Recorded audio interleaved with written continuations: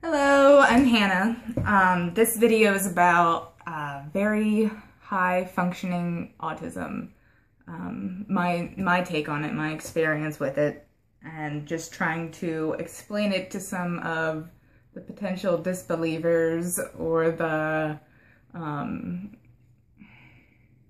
just the kind of the skeptics, or maybe help explain it to people who believe that they are very high functioning autism. And by very high functioning, I don't just mean that they can talk and that they're not completely mute. I mean that we appear basically normal to normal people, but we know that there's certain things that we struggle with, and it's extremely exhausting for us to continue the being normal for extended periods of time. And anyone who's very close to us will probably detect a little twinge of something going on, but to that, most people that meet us won't really think any. See, I'm extremely, yeah, ADD is probably one of the biggest symptoms for me. That's one of the biggest issues with my very high functioning autism. I cannot, I'm getting a lot better, but I cannot keep control of where my mind wanders. And in the middle of this video, I'm probably, at some point, I'm just gonna go, and then I'm just gonna have to change the subject, because I'm gonna just, as soon as I lose it, it's gone. It's like I'm walking, it's like, how do I normally describe it? I'm like, I don't know, I'm done. So anyway, this is something that I very, very, very much struggle with every day, and I will continue to struggle with it every day, because I'm never gonna not have Asperger's. It's really hard to find people to relate to, because, okay, say this is the spectrum, this is very high functioning, and this is very low functioning. I am probably like a little bit there, like I'm not quite on the borderline, but I'm almost there. And so I don't really relate to the people that are way over on this end of the spectrum, because it's very different. I mean, I believe that's why they have the Asperger's in the autism definition. It's the same things afflict us, but it's so much over here that their lives just have to be completely different. They have to tailor their lives differently. So I'm over here where I'm like, oh, I'm just so close to being normal. I hate using that word, but it's just the easiest way for me to describe it right now. I'm so close to being normal, but I'm not. It's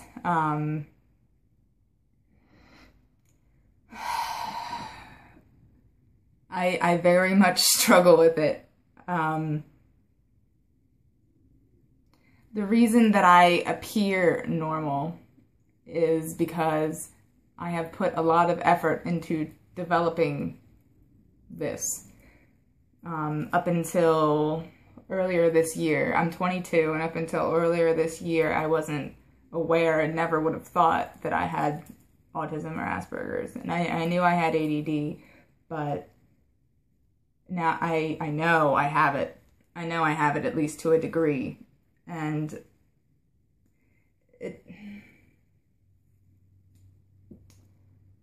oh, Jesus. See, I forget what I was saying again. I have it to a degree. Well, up until then, I didn't know. See, I hate this. I hate this. This is how it is for me to talk to people. I can't stay present. I go like through all these wormholes in my mind, and then I'm gone forever. You can't go backward in the wormhole. But oh, anyway, yeah, I remember. I guess I did go backward in the wormhole. I did, being younger, I was not aware that I had Asperger's. I thought I was normal. So I treated myself as a normal person. I always told myself, I remember telling myself, like, Hannah, there's something different about you. And I didn't know what it was. Like, when I was little, I used to actually think that I was, like, the second coming of Jesus. And I would walk around in Walmart and touch everything, so it was blessed. And, yeah, I mean, that's what happens when you're young and you know, I don't really fit here. I must be Jesus. I mean, I went to Catholic school, so that was just my conclusion. But, yeah, I don't think I'm Jesus anymore or anything mystical or anything like that. And then yeah. But, so I had to develop this, persona, because that's what it feels like to me. I don't have this, just like this base personality. I can't,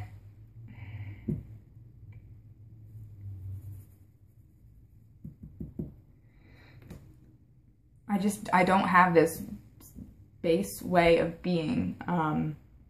I pick up bits and pieces from people that I've thought were, admirable, so then I just, you know, take a little, I copy. I'm a copycat. I'm a million different people all wrapped into one, and I'm okay with that.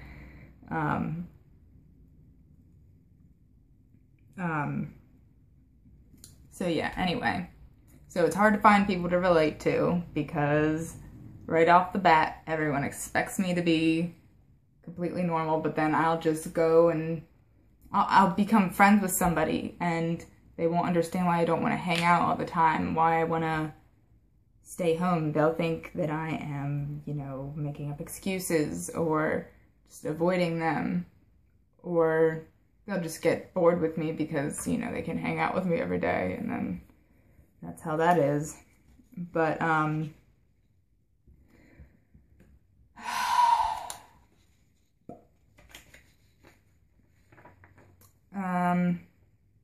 another thing is I can do everything, possibly more. I don't like generalizing like this, but I'm trying to explain myself. I can do everything, probably more than most people. I do everything for myself. I cut my own hair. I make things. I'm very creative. I made this rolling pin.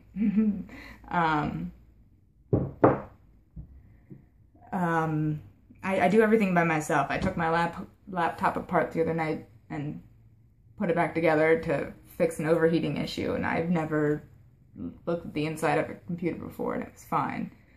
I know how to get around. I can fend for myself. However, I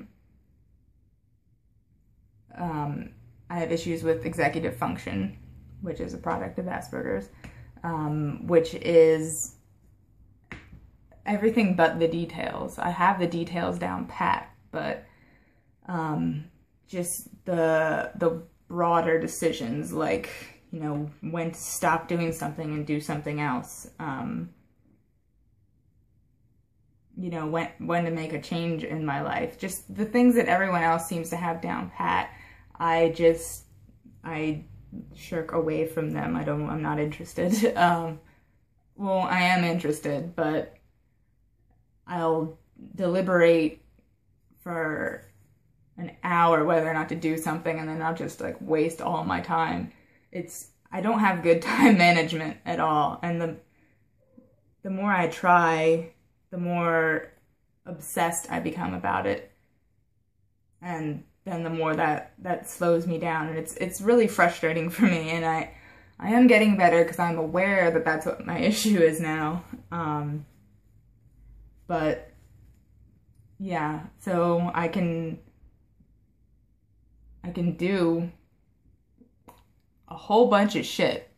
I'm I'm vastly talented. I don't want to sound like I'm bragging. So I have a lot of talents, but I cannot make them come into fruition. And it's very frustrating for me. And because I see all this potential that I have, I see all these things I can do, but then I'm only, at the end of the day, I'm only one person, and I'm also only one very distracted person.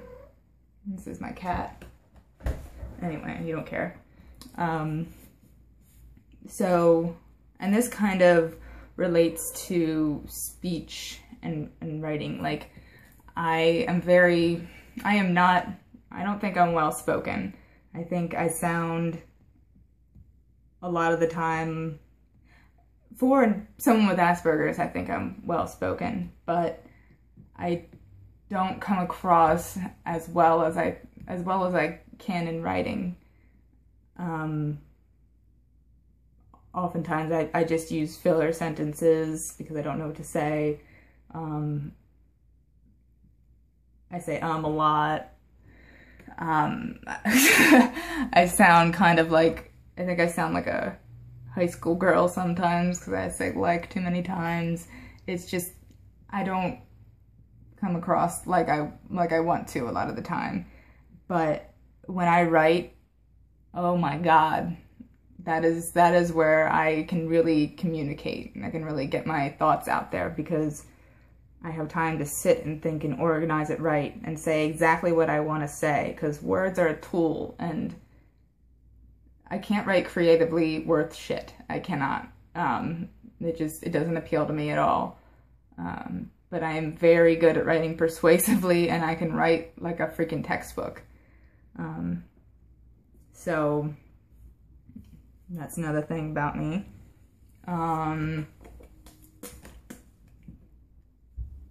What else? I don't really like to plan my videos because it doesn't really end up working out like I planned anyway, but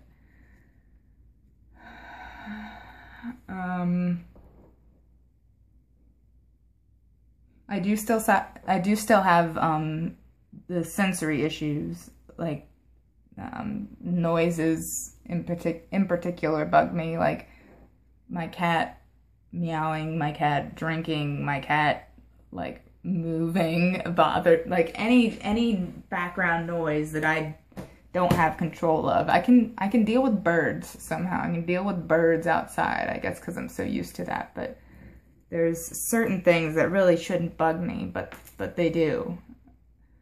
Like I go on walks a lot at night with my boyfriend, and oftentimes the train goes by, and I hate it. I don't think he understands how much I hate it. It's so loud. And I know not to be afraid. I'm not afraid. It's just, it's the worst. I can't help but feel fear, but I don't logically, I'm not afraid, but there's a part of me that's still just like, oh God, like, make that stop. And ambulances, and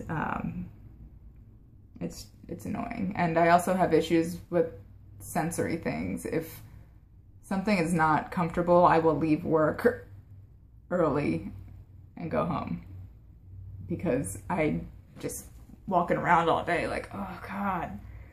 I cut all the tags out of my clothing. Another thing I have issues with, and I know this is, I guess, related to Asperger's, dermatillomania. I pick at my face, I pick at my skin, I pick at everything. That's how I stim. Like, I don't flap my hands like some people do. I don't do anything that would get me stared at too much in public. Like, people don't think very much if you're sitting there, like, you know, picking at something on your hand, like, or like biting your nails. That's kind of considered normal. It's a bad habit, but that's what I do, and I blend in. I I blend in. I don't know, maybe I should start acting more like I have Asperger's, but no, that wouldn't be good. So yeah, I don't really know if there was anything at all informative in there, but I wanted to do another video because I haven't done one in a while, and I always end up feeling this extra boost of confidence after I speak on camera, because I don't like to do it, but then afterwards I like it. So goodbye. Yes.